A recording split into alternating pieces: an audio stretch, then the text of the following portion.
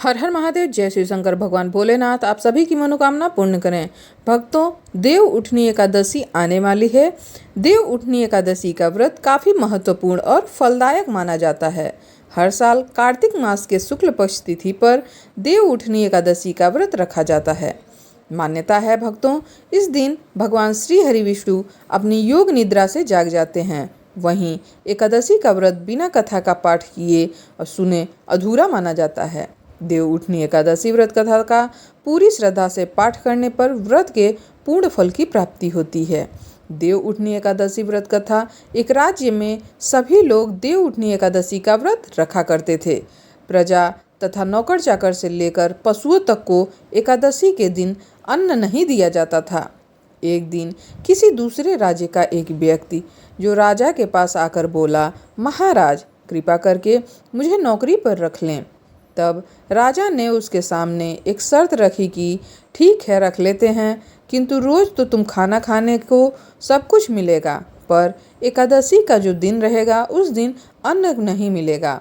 उस व्यक्ति ने उस समय हाँ कर दी, पर एकादशी वाले दिन जब उसे फलाहार का सामान दिया गया तो वह राजा के सामने जाकर गिड़गिड़ाने लगा, महाराज इससे मेरा पेट नहीं भरेगा, मैं भूखा ही मर जाऊंगा, मुझे अन्न दे दो।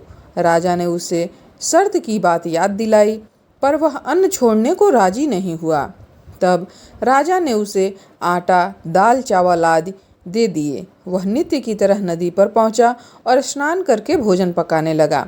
जब भोजन बन गया तो वह भगवान को बुलाने लगा, आओ भगवान, भोजन तैयार है। उसके बुलाने पर पीताम्बर धारण किए भगवान चतुर्भुज रूप में वहां आ पहुँचे और प्रेम से उसके साथ भोजन करने लगे। भोजन करके भगवान अंतर्ध्यान हो गए और वह अपने काम पर चला गया। 15 दिन बाद अगली एकादशी को वह राजा से कहने लगा कि महाराज मुझे दुगना सामान दे दीजिए, उस दिन तो मैं भूखा ही रह गया था। राजा ने इसका कारण पूछा तो उसने बताया कि हमारे साथ भगवान भी खाते हैं, इसलिए हम दोनों के लिए ये सामान पूरा नहीं होता है। यह सुनकर राजा को बड़ा आश्चर्य हुआ। वह बोला, मैं नहीं मान सकता कि भगवान तुम्हारे साथ खाते हैं। मैं तो इतना व्रत रखता हूँ, पूजा करता हूँ, पर भगवान ने मुझे कभी दर्शन नहीं दिए। राजा की यह बात सुनकर वह बोला, यदि विश्वास न हो तो साथ चलकर देख लीजिएगा। राजा एक पेड़ के पीछे छिपकर जाकर बैठ गए।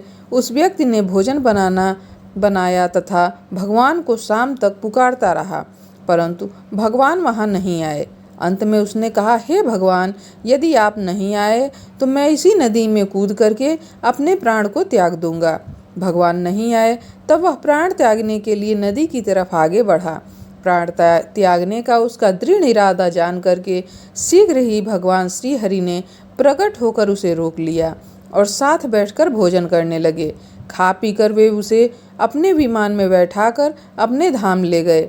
यह देखकर राजा ने सोचा कि व्रत उपवास से तब तक कोई फायदा नहीं होता जब तक मन शुद्ध न हो। इससे राजा को ज्ञान मिला। वह भी मन से व्रत उपवास करने लगा और अंत में स्वर्ग को प्राप्त हो गया।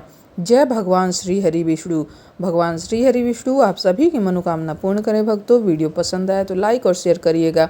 चैनल पर नए हैं तो सब्सक्राइब कर लीजिएगा। कमेंट में हर हर महादेव, जय श्री हरि विष्णु लिखना ना भूलिएगा। हर हर महादेव भक्तों।